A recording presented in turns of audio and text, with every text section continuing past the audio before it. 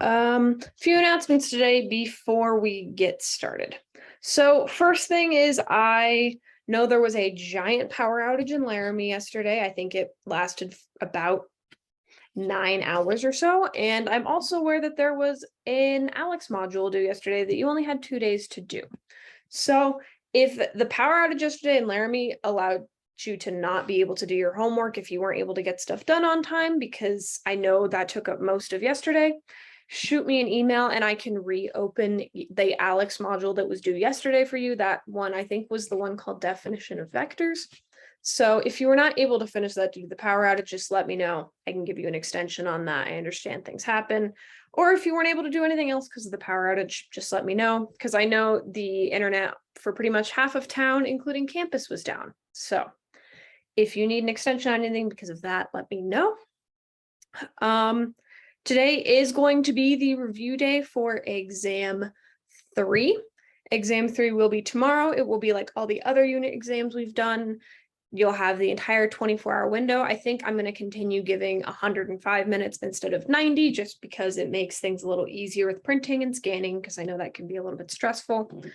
But exam 3, you will have all day tomorrow to do. There will not be class as a result. However, I will make myself available and here all day tomorrow in case anyone wants to do any more review, either for that exam or for the final exam in particular. So I will be available all day tomorrow, but there will be no official class because today will be the review for exam 3. And then Friday will be the optional final exam. And I have explained this before, but I'll explain it again just to be clear. So you do not have to take the final exam. If you do not take the final, it will not hurt your grade in the slightest. If you take the final exam and do poorly on it, it will not hurt your grade in the slightest. What the purpose of the optional final is if you are not happy with one of your exam scores, you can take the optional final. And if you do better on the optional final than you did on the exam score you're not happy with, I replace your lowest exam score with the final exam. So say you got a 40, a 50, a 60 on your exams, but then you get an 80 on the optional final. That 40 will get replaced with the 80, but the 50 and 60 will still stay there. So all the optional final can do is help you. It can replace your lowest exam score. It will not replace it if it is worse than your lowest exam score. But if you do better on the final, it will replace that. Yeah, what's up? First of all, can you hear me just fine? Sorry, say that one more time. Can you hear me just fine? Yep. Cool. Is the 105 minutes for both exams? Yes, I think the final is going to be 105 minutes as well. Thank you. And it will be about the same length as a unit exam, just more comprehensive. It'll cover stuff from chapters 1, 2, and 3. Or not chapters, units. Cool. Okay. So again, if you are happy with your grade, you do not have to take the final. It won't harm you in the slightest, but if you would like to give your exam scores a boost, that's a good way to do that. I know it's kind of tricky because with a 6-week course, we can't have this giant long period between exam 3 and the final where there's time to get everything graded and study and think about stuff. So I will try to grade exam 3s as they come in tomorrow, and I will grade first thing Friday morning. Again, I can't release grades until at least Friday because I can't release exams with commentary on them until everyone's taken the exam, but I will grade them as they come in Thursday, and then I will finish all grading on Friday morning. So hopefully you will know what your grade on the exam was by midday Friday, if that is going to be a factor in your decision. I know it's a little tricky with a short semester, but I will do the best I can with that. What else? Yeah, like all other units, there is a unit 3 second chance topics in ALEKS. So if you did not get the chance to do all of your ALEKS modules, or if maybe you really didn't understand one the first time and need a chance to go back and review it and do it again, second chance topics will be open, I believe, from either tomorrow or Friday through the weekend. So if you still have time to learn topics, if you didn't before, you have until Sunday. Also, the other half of your ALEKS grade is going to be going in very soon, and that is the grade regarding mastery. So if you remember from the syllabus, half of your ALEKS grade is determined by learning topics on time. Did you learn all the topics by the end of Unit 1? Did you learn all the topics by the end of Unit 2? did you learn them all by the end of unit 3, and then just given a percentage based on that, 2 points for every topic you learned. There's another part of that that comes in with the knowledge checks, and that is the mastery portion of these topics. So if you remember, say you learned right triangle trig, you learned that perfectly on when you did the learning modules.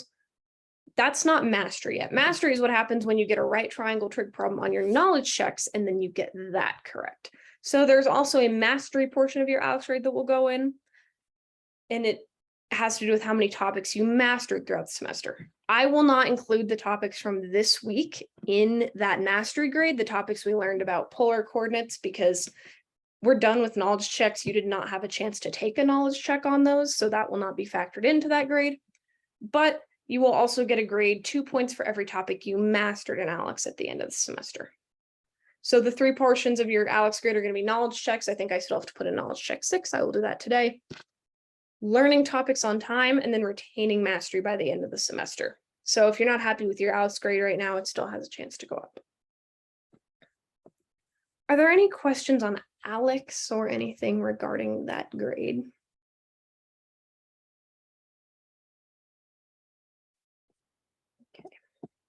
Again, I will not include mastery of polar coordinates or vector applications in that because we didn't learn those in ALEKS. I don't even think I'm going to put definitions of vectors in there because that module was this week.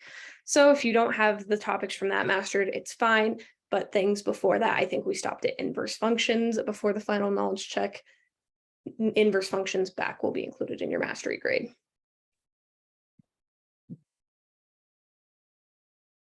One more announcement. I was informed that course evaluations have opened. So if you all could take 10 minutes to complete those, it really helps out me and the department, just learning how we can improve the course and how we can improve as instructors. So if you have a minute, really helps us out. Just take 10 minutes and do that. They're completely anonymous, so I have no idea who submitted what, if that's a concern, and I don't see them until the end of the semester. But if you have 2 seconds, there is a link in your YO courses page to do that. So if you could do that at some point, we would greatly appreciate it. All right. Are there any other questions before we hop into the review?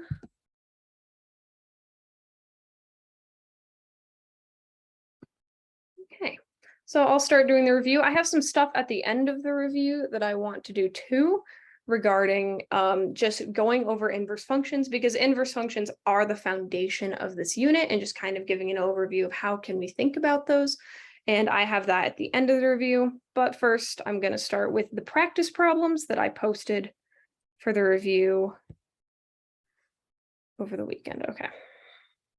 So you all should have this in your YO courses page. If you go to homework, it's an ungraded, undated, no due date assignment. Just says math exam 3 review. If you want to follow along, maybe you've already done these and you want to check your work, that's great. But let's start by going over these. So started with a pretty straightforward one, just to find the area of this triangle below. Round your answer to 2 decimal places. When I see these, I always just like to start by labeling things, because these triangles, the formulas that are given to us are in terms of very particular labeling, i.e. where we have the angles labeled A, B, C, such that their opposite sides are labeled correspondingly. So uppercase A, the opposite side is lowercase a, uppercase B, angle B, the opposite side is lowercase b, and then uppercase angle C, the opposite side is lowercase c. So I want to find the area of this triangle below. If you remember briefly, we went over one day 3 different variations of the area formula for a triangle. They were area equals 1/2 AB sine C, 1/2 BC sine A, and 1/2 AC sine B. So essentially what the information we need to find the area is 2 side lengths and then the angle adjacent to both of those, and then we're able to find the area. So we have these 2 side lengths, and conveniently we already know the angle adjacent to those 2 side lengths. We know A, B, and C. So we are able to use this form of the equation right here. Sometimes you'd need to do extra work. Say if we were given this angle right here, we'd have to solve for angle C, and then we'd be able to use the formula. But in this case, we can just go straight ahead, plug it in the formula. So let's do that. So the area of this triangle is 1/2 times side A, which I have labeled to be 15, times side B, which is labeled to be 9, and then times the sine of the angle, so between them, so 37 degrees. Plugging this into my calculator, making sure it's in degree mode, that is the most common mistake people make, is making sure you're in degree versus radian mode. That's very important. So that gets us, if we just plug in 1/2 times 15 times 9 times the sine of 37 degrees, we get 40.62. And then what are our units? Well, the side lengths are measured in inches, so the area will be in inches squared. And that's it for that one. Sometimes you will need to solve for pieces of the triangle that you would need to plug into the formula, but in this case, we were just given a side angle side, and we were able to just solve it. Questions?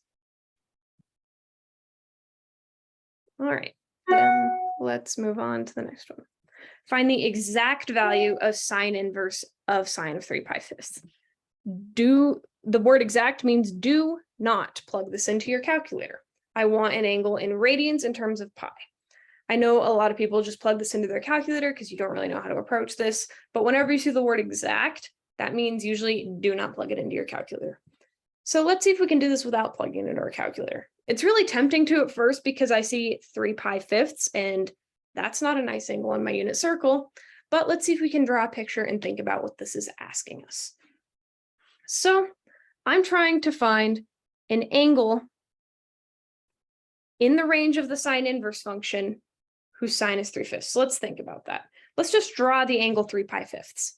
We know this right here is 5π5. Pi radians is just right over here. And we know this angle right here is pi halves, which is 2.5 pi over fifths. So 3π5 is in quadrant 2. We don't know exactly where it is. We can draw it approximately. Doesn't entirely matter. We just know that that is 3π5 approximately. So what I want to do is find the angle, because this right here is an angle. I want to find the angle within the range of the sine inverse function, which we remember to be negative pi over 2 to pi over 2, who has the same sine as 3π5. I want to find the angle theta in the range of the inverse sine function whose sine is the same as 3π5. Well, I'm just going to draw a circle here, and we'll see why in a minute. Let's pretend that's my unit circle. Remember, the sine of an angle is its y coordinate on the unit circle. We don't know what the x and the y coordinate are for this one. We could figure it out, but that doesn't matter. We just want to find the angle within the range of that sine inverse function who has the same y coordinate. Well, we know that the sine inverse function is defined over here. Its range is from negative pi over 2 to pi over 2. So what angle over here has the same y coordinate? Well, that would be this one. Cool, so we've drawn a picture. That is half the battle. Now, how do we solve for this angle? We use reference angles. 99% of the time with these kinds of problems, we use reference angles. So I know that the reference angle, let's not use orange, let's use pink. The reference angle for this right here is the distance between the x-axis up to the angle. Since the angle is 3π5, we have 2π5 quote unquote remaining to get to the x-axis. So that reference angle is 2π5. And the nice thing about that is this has the same reference angle. The reference angle for this is also 2π5. They're 2π5 up from the x-axis, and they go the same amount up because they have the same y coordinate. 2π5 is that angle right there, which conveniently is in the range of arc sine. So the inverse sine of the sine of 3π5 is 2π5. And the reason for that is, you remember this input here is an angle. It's some angle theta. And we are trying to find what angle produces that sine. So You have to remember the input here. No, that's not a theta. This is an angle. This is the sine of some angle. And we're trying to find what angle produces that sine within the range of our inverse function. Questions on this idea? The key to inverses a lot of the time is just looking at the range of where that inverse function is defined. 3 pi fifths was outside of that range, so the answer was not 3 pi fifths. There are times, and some of you have recognized this, where the inverses just do undo each other. Like if we were looking at the inverse sine of the sine of pi fourths is defined in that range, so we wouldn't need to change it. The two would just undo each other, and the answer would be pi fourths. But when this angle right here is outside of the range of the inverse function, we need to adjust it. Okay, let's move on to the next one then. Thomas is on a vacation to a tropical bay that has 3 islands. He rents a boat on island A, so right here, and plans to navigate to island C, which is 10 miles away. So he wants to go this angle theta. Based on the figure below, what angle should he turn to navigate to island C? Okay, so the picture really conveniently here sketches out the information we have. We're given the lengths of 3 sides, and we want in particular to solve for this angle. Right away, we should identify that this is a side-side-side triangle because we are given the length of 3 sides. And we remember that to solve a side-side-side triangle, we can't use the law of sines. The law of sines, we need at least one side length for. We need an opposing angle side pair in order to be able to actually solve. So there's only one unknown. So for this one, we need the law of cosines. Now, we don't need to solve for the entire triangle here. Normally, I would just start by picking a random form of the law of cosines and going ahead because I know I would eventually need to solve for every single angle, but we only care about theta here. So we want to be a little bit careful about which form of this we pick because there's the form c squared equals a squared plus b squared plus or minus 2bc cosine A, but I really care about angle A over here. No, times BC cosine C, that's my bad. 2AB cosine C. Wow, I just mixed up 2 forms, cool. So there's that form, and that's the form we typically use, but we don't care about C. We don't care about angle C over here. We only care about angle A. So we want to use the form that deals with the cosine of angle A, and that form, which is what I was trying to write down preemptively, is A squared equals b squared plus c squared minus 2bc cosine A.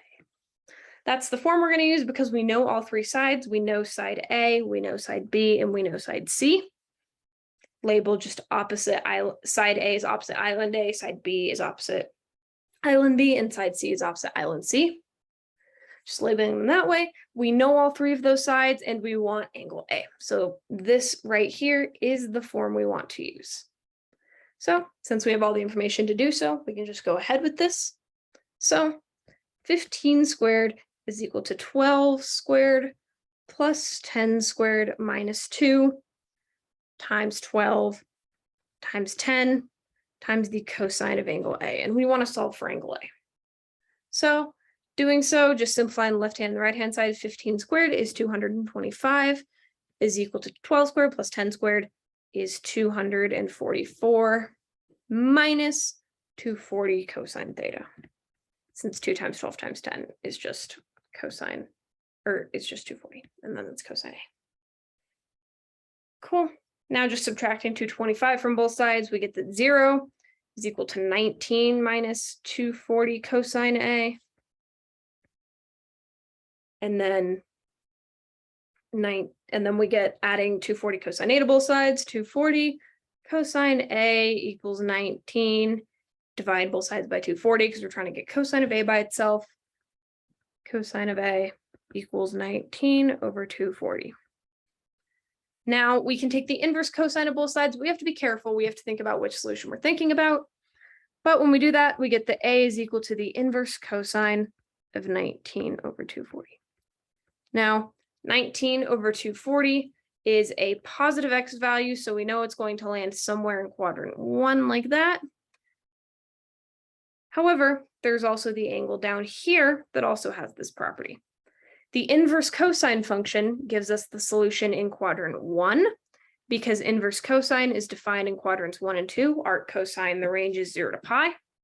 So we have to think about, is it the solution up here that will just be organically given to us by the inverse cosine function, or is it the solution down here that's going to be some negative angle in radians? Or we could also think about it as some angle larger than 180 degrees.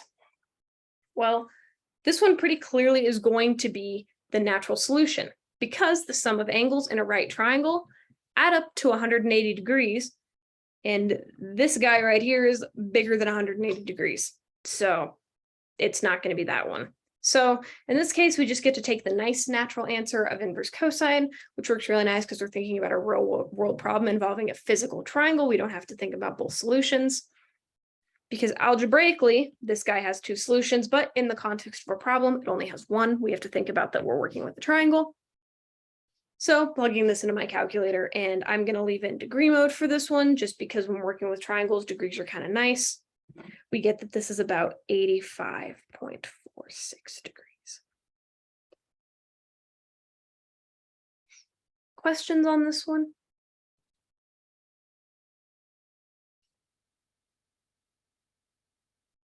All right, well, let's do another one with triangles.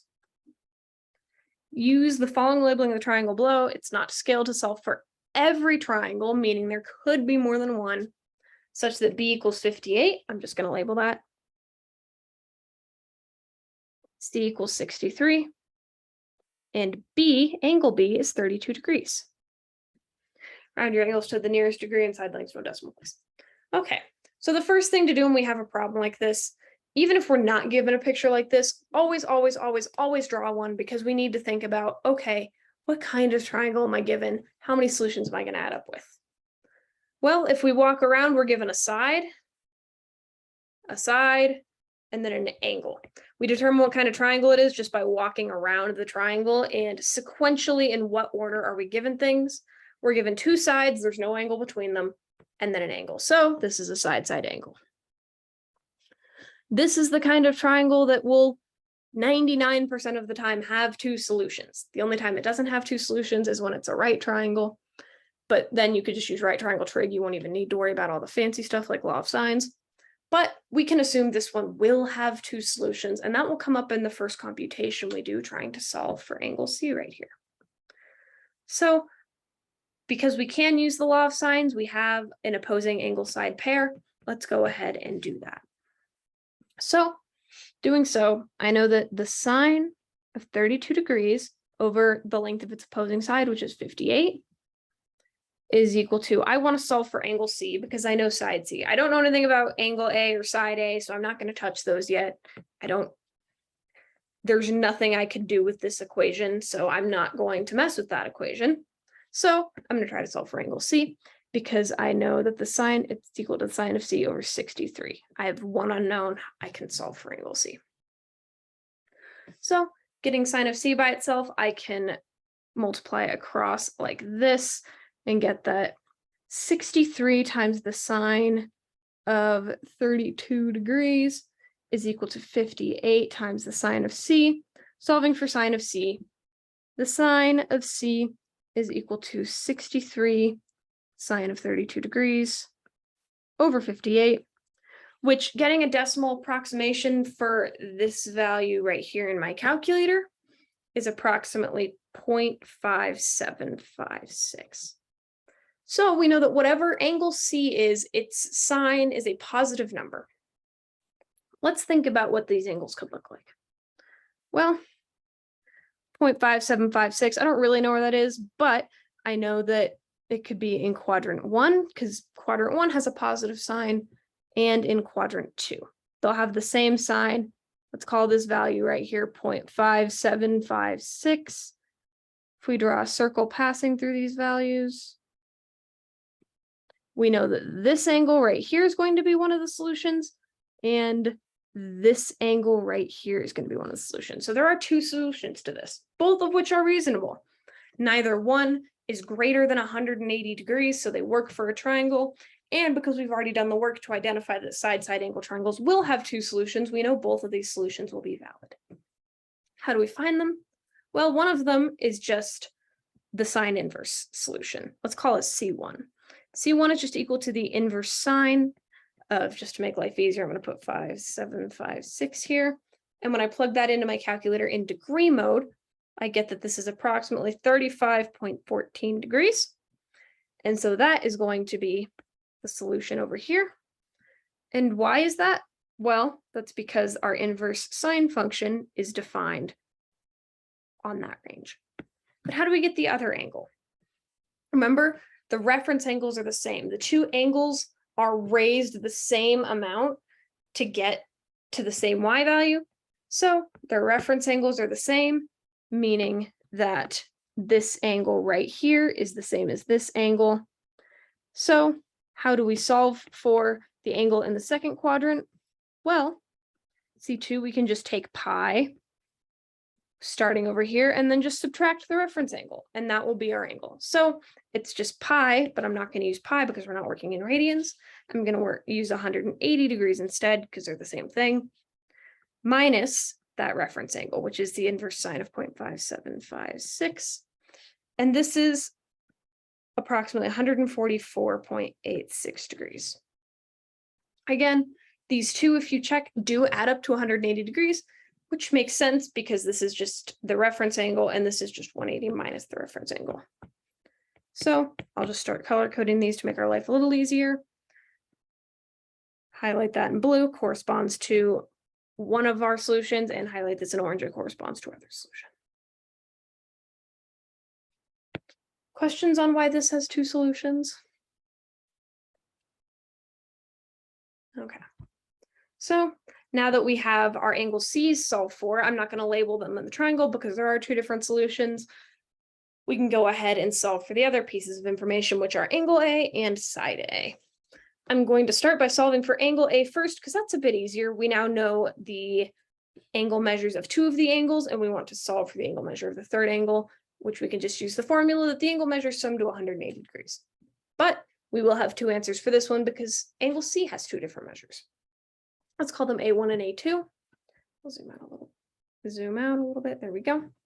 So I know that A1 is equal to 180 minus 32 degrees minus what was the measure of C1? It was 35.14 degrees, which is equal to 112.86 degrees.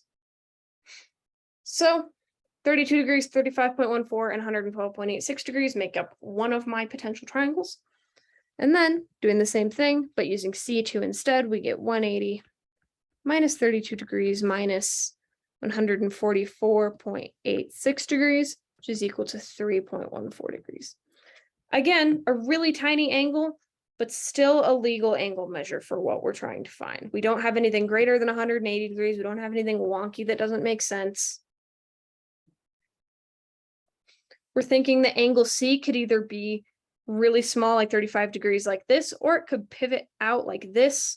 So that this side length is like that, and then it connects that back down to A like that. So again, there could be two solutions. You can think about it graphic or visually if it makes sense, but always know with side-side angles, there will be two solutions. All right.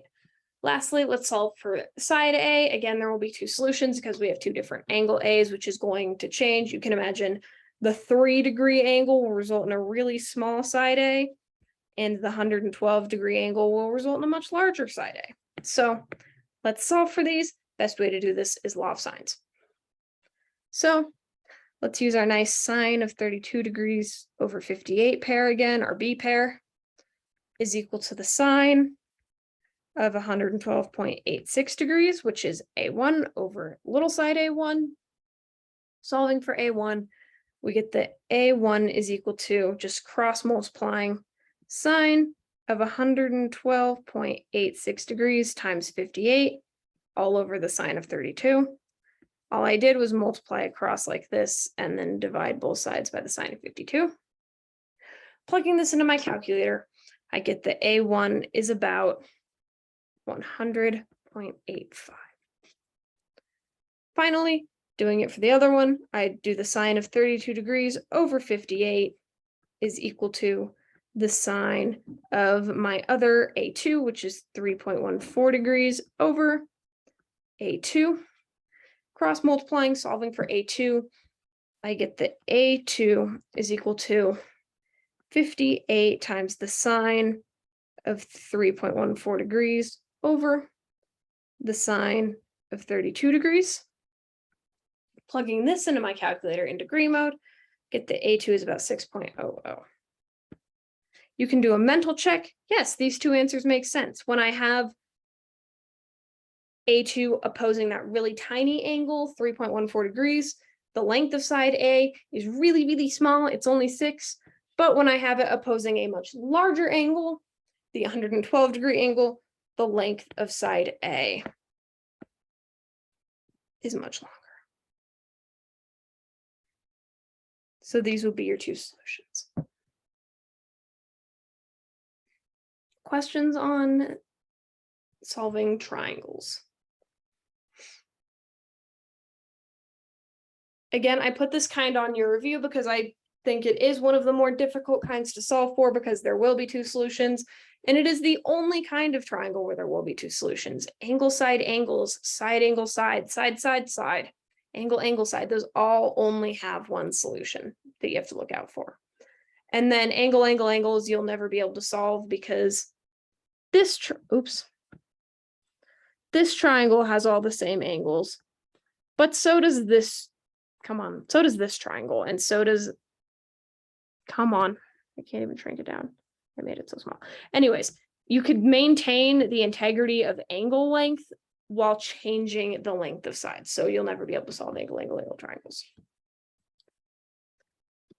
Questions? All right, let's shift gears a little bit. Suppose a point has polar coordinates 3, negative pi force with the angle measured in radians. Find two additional polar representations of the point. Okay, so we didn't explicitly talk about these in class as much, but you absolutely have all the tools to do these because we did talk about how every single polar point has infinitely many representations. Not within the interval negative 2 pi to 2 pi, but there are enough to come up with two additional ones. There's actually more than two. But let's think about what that looks like. First thing I want to do is draw my point. I want to think about what this looks like. So this right here is my angle, and this right here is my radius.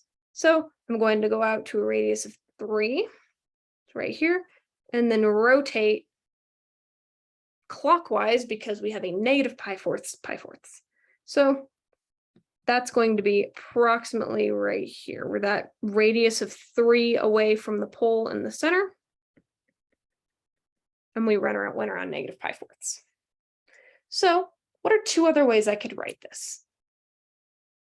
Well, I think the most obvious one is instead of going around in a negative direction, instead of going negative radians, we just get to the same place by going positive radians. So we can go whoop, whoop, whoop around. Instead of going negative pi fourths, we can go around positive 7 pi fourths.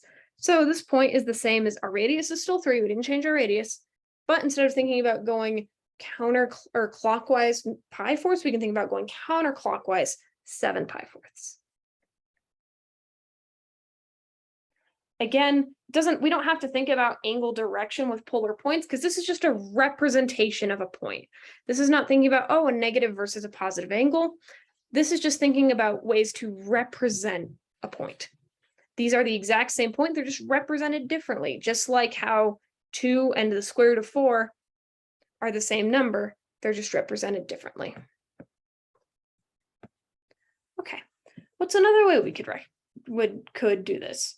I spent a long time thinking about this. There is no other way where we can keep the same radius and represent this angle, keeping it in the interval negative 2 pi to 2 pi. We could go around negative 9 pi fourths, or we could just keep adding multiples of 2 pi to these two angles to get infinitely many representations, but then that wouldn't be in the angle negative 2 pi to 2 pi. So what else could we do? Well, we still need to maintain our radius of 3, but it doesn't necessarily have to be a positive 3. What if we started out by going negative 3 this way and then rotating to our point? Is that doable? I think it is, because this still lands us on the same circle. This still this circle of radius 3. We just started going a different way first. Okay, so how do we get to from here to here? Well, we would rotate around 1, 2, 3. We'd rotate around 3 pi-4ths. So that's another representation. And these two representations alone, those are a viable solution to the problem. You're done there. You can think about there's also one more.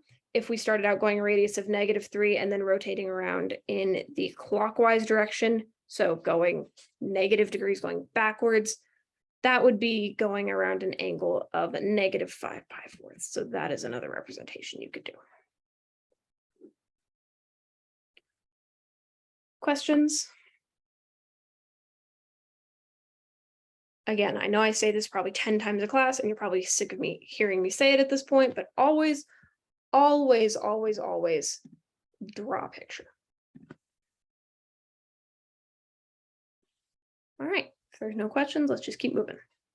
Find the rectangular coordinates of the point that has these as polar coordinates. All right, so how do we do this? Well, if we remember, we have conversion formulas for these. We know that x is equal to r times the cosine of theta. This is just given to us by the nice formula that we learned probably day 2 of the semester, that the cosine of theta is equal to x over the radius, and then y equals r sine of theta. Again, formula from day 2, the sine of our angle theta is equal to y over the radius. We know our r, we know our r is 1, we know our theta is 7 pi-6. So we have the 2 pieces of information we need. We can solve for x and y. So x is equal to r, which is just 1, times the cosine of 7 pi-6. Y is equal to 1 times the sine of 7 pi-6. This is an angle on my unit circle, so I'm not going to use my calculator for this. If you ever see an angle that you recognize from the unit circle, don't use a calculator, just find the exact answer. It usually looks a lot nicer. 7 pi-6 is approximately right there. Its sine is -1/2 and its cosine is -√3/2. So x is equal to 1 times -√3/2. So -√3/2. And then y is equal to 1 times -1/2. So it's equal to 1/2. So this point in rectangular coordinates is -√3/2, -1/2. And you can imagine it would be plotted, if you think about going over -√3/2 and then down 1/2, you'll be in the same place as if you just went out a radius of 1 and then rotated around 7 pi-6 radians. Questions on converting from rectangular to polar, or polar to rectangular? All right, then let's keep going. Suppose a vector S has a magnitude 97 degrees, or not 97 degrees, 97, and makes an angle of 207 degrees with the positive x-axis when in standard position. We want to write S in the form S equals AI plus BJ. Remember, A is just the horizontal component.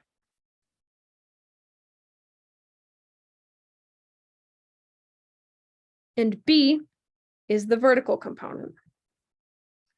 So even though we're in a completely different context than the previous problem, we're essentially doing the same thing. We want to take a magnitude, i.e.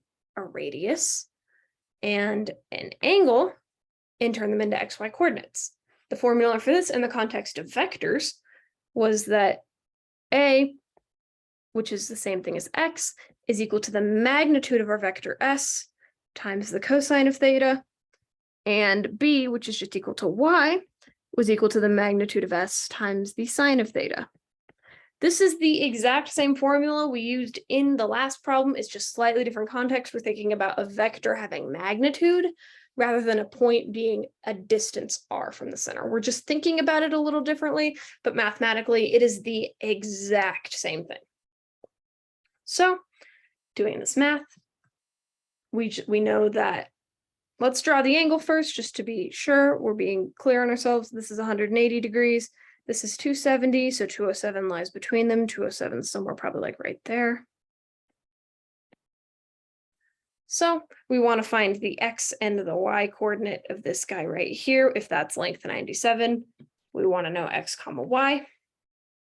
So X is equal to the magnitude of S, which is 97 times the cosine of 207 degrees.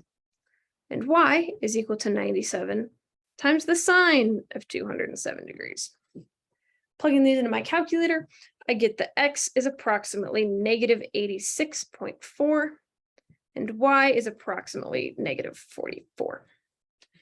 These again make sense. We are working in the third quadrant, which has a negative X value and a negative Y value. So it makes sense that both of them are negative. Our answers logically pretty much make sense. So the last thing to do is write this vector in this form right here. So our vector S is equal to the X coordinate, which is negative 86.4 times our little unit vector I, minus 44 times our vertical unit vector J. And we're done. Questions on this one? All right, and just let's keep moving. I want to find the magnitude and direction angle of this vector. So essentially we are going in the opposite direction given the X and Y coordinate. We now want to move backwards to find the magnitude and direction angle. Well, we were also given some handy dandy formulas for this. Given our X and Y, how can we solve for these two things? These handy dandy formulas are that R squared, or let's not call it radius in this case because we're working in the context of vectors, magnitude of W squared, or magnitude of W is just equal to the square root of X squared plus Y squared. That's just Pythagorean theorem. And then the tangent of our angle theta is equal to Y over X. We have to think about which solution to that equation theta is, but we know that the tangent of theta is Y over X. So this one, the one to find the magnitude of the vector is the less ambiguous one. We don't have to think about inverses, so let's just start with that one. So magnitude of W, this is going to be a really familiar one we've all seen before, is the square root of 3 squared plus negative 4 squared. So the magnitude of W is equal to the square root of 25, which is equal to 5. Again, since we're talking about magnitude, vectors only ever have positive magnitude, so we do not need to think about the plus or minus. We just know it's going to be the positive solution. Okay. Now let's think about theta. We know that the tangent of theta is equal to our Y value, which is negative 4 over 3. And then we have to think about which quadrant theta is in to tell us if the inverse tangent is going to give us the answer or if we need to do some fancy math. We know there are two thetas that have a tangent of negative 4/3. There's going to be one in quadrant 4 and one in quadrant 2 because those are the two quadrants where tangent is negative. Tangent is positive in these two and negative in these two.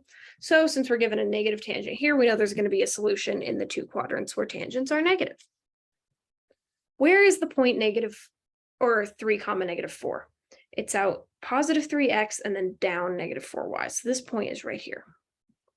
It's in quadrant 4. So if we take the inverse tangent of both sides, is this theta the solution in quadrant 4? Yes, it is. And why is that? It's because inverse tangent, arctangent, is defined in these two quadrants. So it is naturally going to give us the quadrant or the angle in quadrant 4. So we don't have to think about what the solution over here would be. We don't need to think about this guy. We're good just thinking about this one here. If I asked you to convert the vector negative 3i plus 4j into rectangular coordinates or into magnitude and direction angle, you would need to think about what this solution over here is because negative 3 comma 4 is the solution over there. So with these, we're not always just guaranteed that it's going to be the nice natural solution, but in this case, it was. So just thinking about taking the inverse tangent of that, plugging that into our calculators, because that's not a nice angle in our unit circle. We don't know what it is. we get that theta is equal to negative 0.53, or not 0.53, geez. 53.13 degrees, or if we wanted it in radians, it's negative 0.927 radians. I didn't specify in this problem, so I just gave both answers, but those are your solutions. Questions on this one? Again, we had to think about the, oh, what's up? Would the answer though be 233 though, since we're measuring from the positive x-axis going counterclockwise? Yes. Well, kind of, because it's the angle that it makes with the positive x-axis. So here is the positive x-axis. Here's the angle. Either one would be a correct solution because it makes that angle with the positive x-axis. It makes an angle of negative 53 degrees, or it also makes the angle of 360 minus 53.13 degrees. Either one would be a valid solution here. Unless I specified the range I wanted your answer to be on, I would accept either. Oh, find the angle between 0 and 360 degrees. Wow, thank you. I can read the review that I wrote. Yes, it would be 360 minus 53.15 or 0.13. You are correct. Thank you. This is technically correct, but I wanted the angle between 0 and 360. Thank you. And so that would be your answer. And I think that's a little bit larger than 300. Yep, it's 306.87 degrees.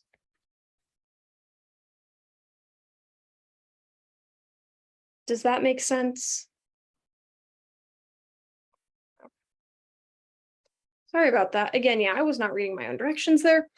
If I specify the range of where the angle needs to be, make sure it's in that range. This answer probably would have gotten most of the credit, but again, you need to, if you're given a range of 0 to 360 degrees, you need to find the coterminal angle in that range. Thank you for pointing that out. Again, it can be, it's a mistake that I know a lot of us make. All right. If there's no more questions on that one, sorry for that little hiccup. Let's move on to the next one that has to do with vectors. So a worker pushes a wheelbarrow with a force of 45 newtons downward and to the left, as shown in the figure below. The angle it makes with the horizontal is 48 degrees. So we want to find the work done in joules. So let's unpack this and think about what finding the work entails. Work, if we remember, is just the dot product of the force vector with the distance vector. So we need to find our force vector and our distance vector and take the dot product of them. How do we do that? Well, the distance vector is the easy one. We know the wheelbarrow is moved 9 meters. Now that's not a vector, but actually it kind of is if we think about it in the right way. It's moved 9 meters horizontally. So we can think about that the x component is 9 because we moved it 9 meters. How much did we move it vertically? What's the y component? Well, the y component's 0. We did not dig the wheelbarrow into the ground, nor did we lift it up. The wheelbarrow did not start levitating. We didn't go up a hill. We didn't go down to the ground. We didn't go up. We didn't levitate the wheelbarrow. There was no vertical shift. So the y component is just 0. Cool. Now, how do we find our force vector? Well, this is actually what we've done in a problem just before this. We have our magnitude. We have our magnitude of 45. We have the angle it makes. It's 48 degrees, but technically it's negative 48 degrees since we're going downwards from the horizontal. We're pushing down. So theta is negative 48 degrees, and the magnitude of our force vector F is 45. We know these two things. We can solve for the x and y components of the force vector to get that vector, and then we can just take a dot product. So let's do that. I know that the x component of the force vector is 45 times the cosine of negative 48 degrees, and the y component is 45 times the sine of negative 48 degrees. Plugging these into my calculator, I get that the cosine is 30.11, or 45 times that cosine, and then 45 times the sine is negative 33.44. So my force vector is 30.11 unit vector I minus 33.44j. So this is the force with which we're pushing the wheelbarrow forward, and this is the force that we're pushing down on it. Again, we're not kids, we're not at the height of the wheelbarrow, so we're not just pushing it straight forward. All of this force we're exerting, the 45 newtons, is getting split up. Some of it is going down, some of it is going across, and we can think about that as a triangle. Okay, so now that we have these, we can take the dot product of the two vectors and solve for the work. And remember, it says in joules. Remember that joules is just Newton meters. The force vector is in terms of newtons. The distance vector is in terms of meters. So we will get something in Newton meters when we're done. The answer will naturally come out in joules, so you don't need to worry too much about the unit. Okay, so the work, if you remember how to take dot products, we just take the x component times the x component plus the y component times the y component. It gives us a scalar out, or a number. Scalar is just a fancy way to say number. It does not give us a new vector out. So the x component is that 9 here and that 30.11 here. So the work is 9 times 30.11 plus the y components, which are 0 times negative 33.44.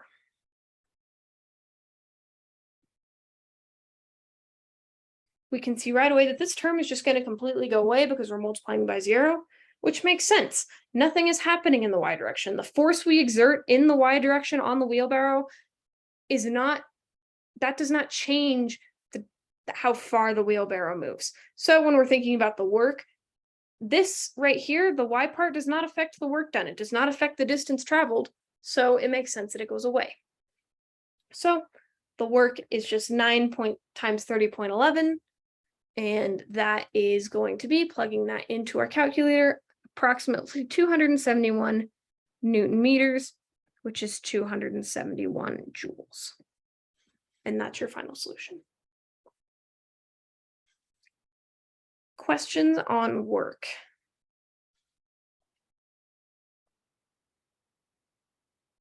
Again, I know Alex gave you this formula in a different context. Instead of taking the dot product of two vectors, you took the horizontal component of the force vector and multiplied it with the horizontal distance moved. You can also think about it that way. I just think sometimes it's nicer to think about it this way, because then what if we were doing work both in the upwards and sideways direction?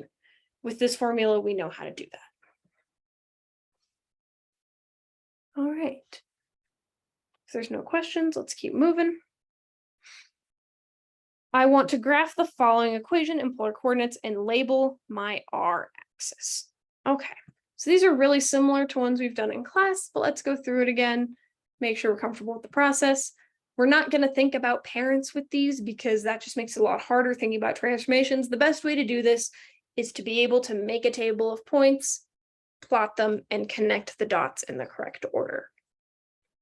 So r equals 2 sine of 3 theta. I'm just going to label my r-axis 1 and 2 because I know the max value I'm ever going to get out is 2, because the maximum value I'll ever get for the sine of something is 1, and then multiplied by 2. So let's just start by making a table of values for this.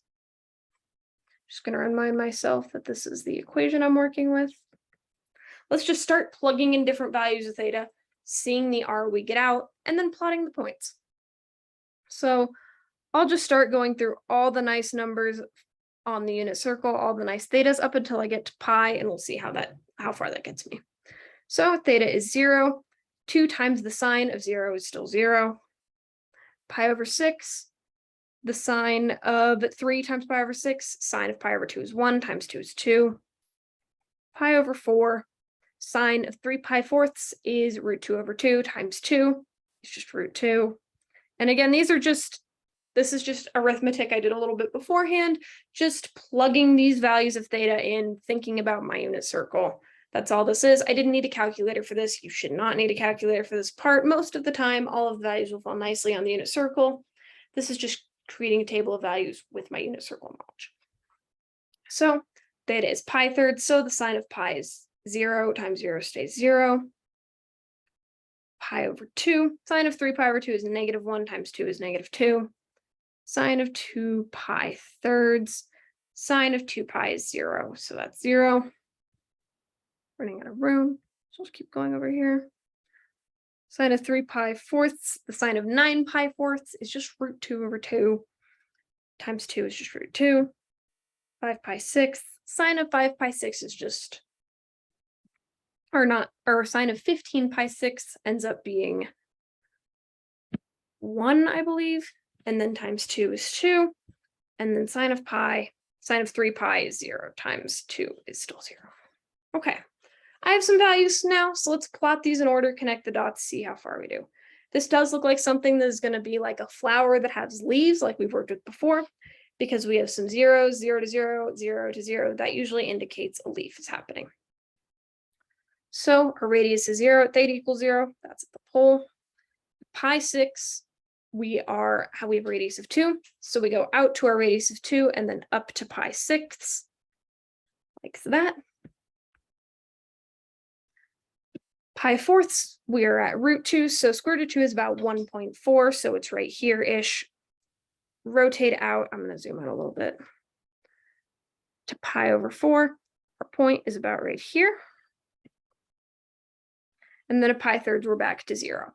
So this looks like it's going to be a petal. We know it's curvy just by what we've done before and looking at it with the shape of the graph in rectangular coordinates. So draw that like this. Again, as long as you get the petal shape, as long as you show that it's a curvy shape and not just boom, boom, boom, as long as you're not just explicitly connecting the points, as long as you remember that what the shape kind of looks like, you'll be good to go here. Okay. At theta equals pi over 2, we have a radius of -2. So we go out -2 this way.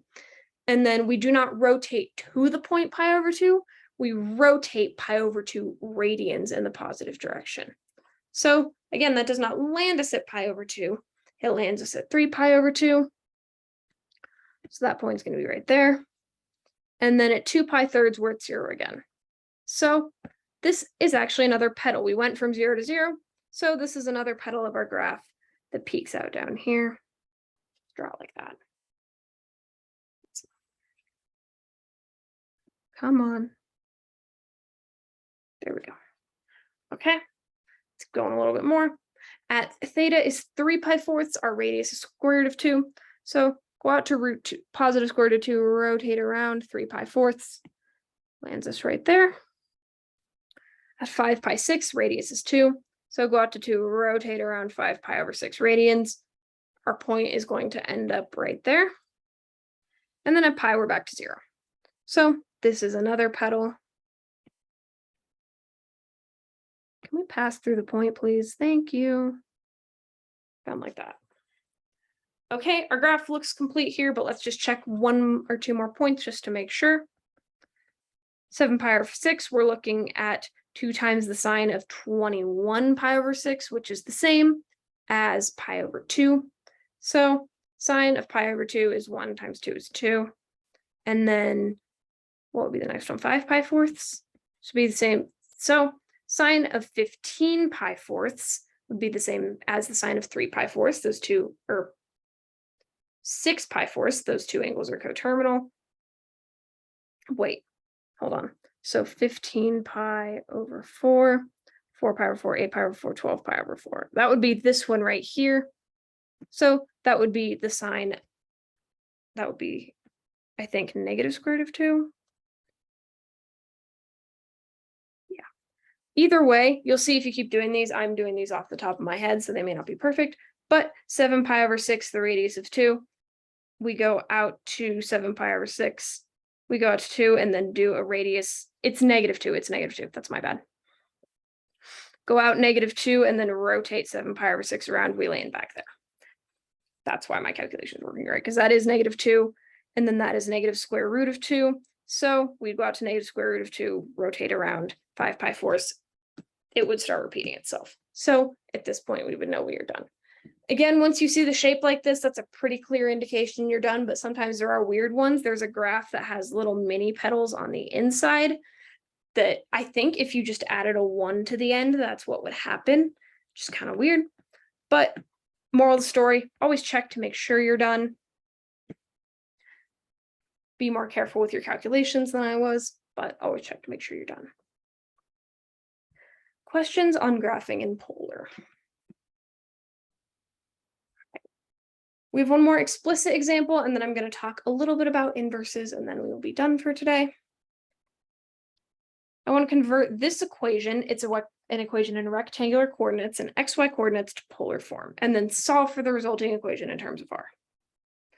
Now, there's several ways I could go about this, but the main thing to go about this with these is starting with looking for things you recognize. And the main three equations we have are that r squared equals x squared plus y squared, r equals, or not r, x equals r cosine theta, and y equals r sine theta. Now, there's two ways I could go about this. I could just plug in r cosine theta for my x's and r sine theta in for my y's, but I noticed something else by looking at this just immediately. I have an x squared plus y squared in here. So I could just plug in r squared there and just get rid of that much more nicely than r squared cosine squared theta plus r squared sine squared theta.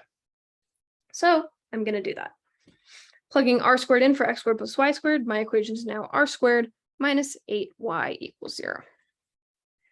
The caveat to doing it that way was I still have that pesky y in there, but I know that y is r sine theta, so I can just substitute that in now. So r squared minus 8 times y, which is r sine theta, is equal to 0. Now, I want to solve for r, so what can I do? I can factor an r out of both of these terms. Doing so, I get that r times r minus 8 sine, or no, I don't want to factor out an r. That wouldn't get me to a solution. It would get me this thing in factored form. It would get me r times r minus 8 sine theta equals 0, but that's not what I want, because that was my instinct to do initially, but I don't want to factor. Factoring would not get r by itself. It would still leave me with that pesky r in there, so I'm not going to do that. What I am going to do is add 8r sine theta to both sides of my equation. So then what I can do is divide both sides by r to get that r is equal to 8 sine of theta. You could have done it the factorization way. It would have been a little bit messier and had to think about some stuff with dividing things by 0 and if it got rid of any solutions. But this way is a little bit less ambiguous, and you can just go ahead and solve for r. You can solve for r any way you want to, whatever way makes most sense to you, but as long as you're able to get r by itself, you should be good. Questions on that one? Again, just look for things you recognize.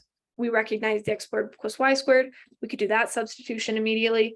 Another cool thing to notice is that if we did just choose to go with the r cosine thetas and the r sine thetas right away, this would have ended up being r squared cosine squared theta plus r squared sine squared theta, because this is just x squared plus y squared, x squared plus y squared, and then minus 8 r cosine theta. What's cool to notice here is if we factored an r squared out of those like that, this is just 1. If we remember from the last unit, that scary sheet of our identities, that is just the Pythagorean identity. Sine squared plus cosine squared is 1. So this equation would have just ended up being the same thing, r squared times 1 minus 8r cosine theta is 0. So if we would have done it the other way, we would have gotten to the exact same place. We would have just had to think about trig identities a little bit. Questions on this one? Okay. So I'm going to talk a little bit about inverses because I know 90% of the content in this unit very heavily relies on an understanding of inverses. So I just want to do a little bit of a brief overview of essentially what's going on with different problem types and how can we think about them. So the key to inverses, essentially when we're doing any inverse problem, you're always going to want to look at the range, i.e. the restricted domain of the original function of the inverse function. Remember, when we first talked about constructing these inverses, we had to restrict the domain of our original trig function, sine, cosine, tangent, in order to make a defined inverse. So for arc sine or inverse sine, that range is negative pi over 2 to pi over 2. For arc cosine, that range is 0 to pi. And for arc tangent, that range is negative pi over 2 to pi over 2. So quadrants 1 and quadrants 4 for sine and tangent, and quadrants 1 and quadrants 2 for cosine. Now, there's two reasons we have to think about this. One, in the one context we have to think about it is, okay, I'm told to solve something like cosine inverse of the cosine of 9 pi sevenths. This is the instance where I have to think about, okay, what answer will get spat out here? Because I'm working with cosine inverse, I know my answer has to be in these two quadrants. So I'm only going to have one answer. I have to think about the answer that this one would give me in the correct quadrants. The other context we would have to think about it in is if we were using inverses, like if we needed to solve something like secant of theta is equal to 3/2. That equation has two solutions, and we're going to need an inverse function in order to solve it, because 3/2 is not a nice point on our unit circle. We're going to have to use the inverse function and our calculators to find it.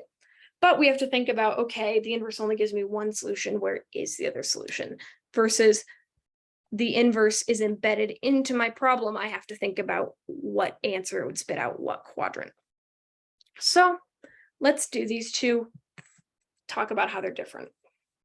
So let's do the first one, solving the inverse cosine of the cosine of 9 pi sevenths. Cosine of 9 pi sevenths is going to give me an x coordinate. It's going to give me an x coordinate on the unit circle. And so the question is, what angle in the range of inverse cosine, quadrants 1 and quadrants 2, has whatever the cosine of 9 pi sevenths is? So let's draw this picture. First of all, these two only undo each other in the case where the angle theta right here is within the range of inverse cosine. Is 9 pi sevenths in the range of inverse cosine? Well, here's 7 pi sevenths. So around here is 9 pi sevenths. That is in quadrant 3. And if we remember, the range of inverse cosine is up here. So these two are not just going to unwrap each other and be 9 pi sevenths. However, we use the idea of 9 pi sevenths in order to get the correct angle. So if we remember cosine, whatever the x coordinate, why won't it, there we go. Whatever the x coordinate on the unit circle is of this angle down here, that's going to be the cosine that this spits out. So we want to find the angle that is in the range of inverse cosine that has that same x coordinate. So here's the x coordinate just going along the x-axis. That will be whatever this angle is up here in quadrant 2. So 9 pi sevenths is not the correct answer. Instead, we think about, okay, this gives us a cosine, but I know there are two angles with this cosine. I need to find the angle in the range of inverse cosine that gives me the angle with that cosine. So I need to solve for this angle right here. What is that angle? Well, I have to think about, again, reference angles. I know that this guy right here is a distance of 2 pi sevenths radians from the x-axis. We went 7 pi sevenths around, and then we went an additional 2 pi sevenths to get to 9 pi sevenths. So as a result, we had to lift this one up 2 pi sevenths to get to the same place. So that reference angle is 2 pi sevenths. It takes us 7 pi sevenths to go all the way around. And then we take off 2 pi sevenths. We go up 2 pi sevenths to get to where this angle we're looking for here is. So that angle is 5 pi sevenths. So the answer to inverse cosine of the cosine of 9 pi sevenths is 5 pi sevenths. Cool. So that's your answer to this one. Again, we won't have two solutions to this one because we are using the inverse cosine in the statement of the problem. We just have to think about, okay, where in my correct range is the angle that has the same cosine as 9 pi sevenths? In some cases, it may be the angle that's just already given. The angle that has the same cosine in the range of inverse cosine of pi fourths, it's just pi fourths. But if we are outside of 0 to pi, we need to do a little bit more analysis. Now, what about a problem like this? We don't see the word inverse anywhere in there, but we still need it to solve the problem. So I don't like secant. We don't know anything about the inverse function for secant. We can't do anything with it. So let's use reciprocal identities to get rid of it. Just reciprocating 2/3. Okay. So I want to identify which angles theta have a cosine of 2/3, i.e. which angles theta have an x coordinate on the unit circle of 2/3. Here's my circle. What the heck is that? That was not that bad of a circle, note, but please just draw me a circle. Okay, thank you. All right, let's say 2/3 is about right here. So our first angle theta, we're going to get with the cosine inverse of 2/3. We know cosine inverse gives us the solutions in the first and second quadrant, and this is going to be in the first quadrant since our x value is positive. So that right here, let's say that right there is about 2/3. That's one of our solutions. However, because the inverse is not embedded into the problem, we need to think about, okay, what other angle has a cosine of 2/3? What other angle has an x coordinate on the unit circle of 2/3? Well, this right here is 2/3. So that would also be this angle down here. Now we need to solve for this one. How do we solve for it? Well, it has the same reference angle as this guy right here. We don't know what theta is. We just know that it's this whenever we plug into our calculator. I haven't done that yet, but it's whatever that angle is when you plug it into the calculator. So how do we get to it? Well, we know that the angle is positive inverse cosine of 2/3, and we know we're going in negative cosine of 2/3 to get to this one down here. But we usually want things in the range of 0 to 2 pi. So instead of negative cosine inverse of 2/3, we want to find the angle coterminal to it in the correct range of 0 to 2 pi. So we just add 2 pi to it, go all the way around once to find the angle coterminal to it. So it's 2 pi minus that, or you can think of it as negative cosine inverse 2/3 plus 2 pi, just getting a coterminal angle. Questions on these two different kinds of problems? Again, just very briefly, because I know we are out of time, you can go if you need to. We will also maybe encounter problems that are like, okay, what if I want to find the cosine of the angle who has a tangent of 3/4? Well, the inverse tangent function is again embedded in here. We just have to think about things a little bit differently. And in this case, this is where we solve a triangle. So we know that the tangent of an angle is equal to the y coordinate over the x coordinate. So the 3 would be our y coordinate, the 4 would be our x coordinate. Since we're talking specifically in the context of inverse tangent, we know it's going to be in tangent 1 or 4. There is an angle theta who has a tangent of 3/4 in the third quadrant as well, but we are only going to identify and think about the one in the first quadrant. Since the inverse tangent is embedded in here, it embeds the angle which we are looking for. So let's draw that out. We know there's a y coordinate of 4 and x coordinate of 3. And we want the cosine of the angle whose tangent is 3/4. So we can solve this triangle. The hypotenuse is 5. Hopefully you all recognize that at this point. We know that the cosine of theta is x over that r. So in this case, the answer would be 3/5. Or not 3/5. Did I label this incorrectly? I did. Gosh darn it. The y coordinate is 3, the x coordinate's 4. So the cosine of theta would be 4/3. Or 4/5. Gosh darn it. 4/5.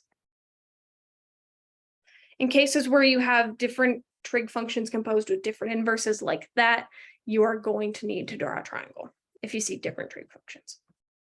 These are pretty much the 3 kinds of issues you will have to tackle with inverses. That's given composition of 2 inverses. You'll see these mainly more directly as problems like this. How can I find what that cosine would be?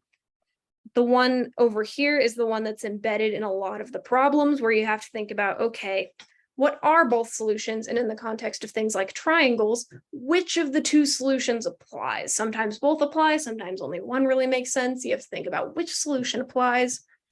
And then there's also cases like this, which are going to be given more explicitly like this, where you have to think about, okay, is this in the acceptable range for the inverse function I'm trying to find? And if not, what angle has the same cosine of this that is in the range of my inverse function? Okay. I apologize. I went a couple minutes over. I'm sorry about that. I wanted to just do another brief review on inverses because I know that they are tricky to think about, especially at first when you're getting comfortable with them. So hopefully this helped a bit, but that is all I have for today. Again, exam 3, there will be an assignment for in while courses that will be released at midnight. I know where there were some technical difficulties with the file last time. I will make sure that does not happen this time, but keep an eye out for that. That will be due tomorrow. The optional final will be on Friday. I will be available all day tomorrow and Friday, of course, and off hours today for help with that. If anyone has any questions, I would recommend if you need help going through the 3 exam reviews, there's nothing new or fancy that's going to be added from any of what might have been on exams 1, 2, or 3. So if you are struggling with that, maybe rewatching the review videos. Alex is a beautiful tool that walks you through how to do problems in a different way than maybe I did, so that could help. And again, I will be available to Zoom pretty much all day tomorrow and Friday if anyone wants to. But otherwise, happy studying. I hope you all have a wonderful Wednesday. If you have any questions on the rest of the logistics of the course, shoot me an email. I will send out an announcement soon, just kind of going over, okay, this is what the rest of your grades are going to look like. This is how everything is going to come out, just so you can see it in words. But if you have any questions, let me know. And otherwise, have a wonderful Wednesday. And thank you all for a wonderful semester, because I realized this is the last time we're going to have a class. So thank you all and have a great day. Thank you. Thanks.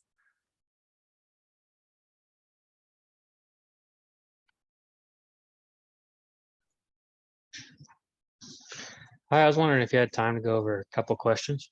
Yeah, I got some time. What's up? Cool. It's just on the homework. I was wondering on the number 3. Homework 6? Yeah, homework 6. Let me see if I have.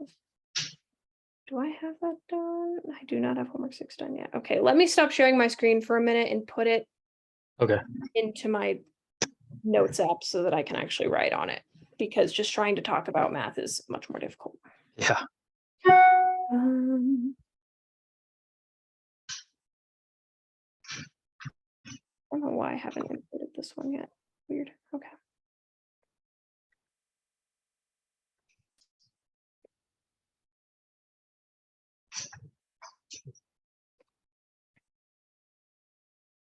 Upload.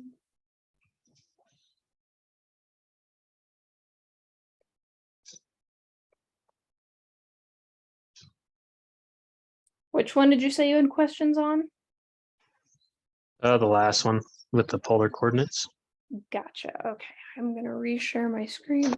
Back to Zoom. Oh, I should stop.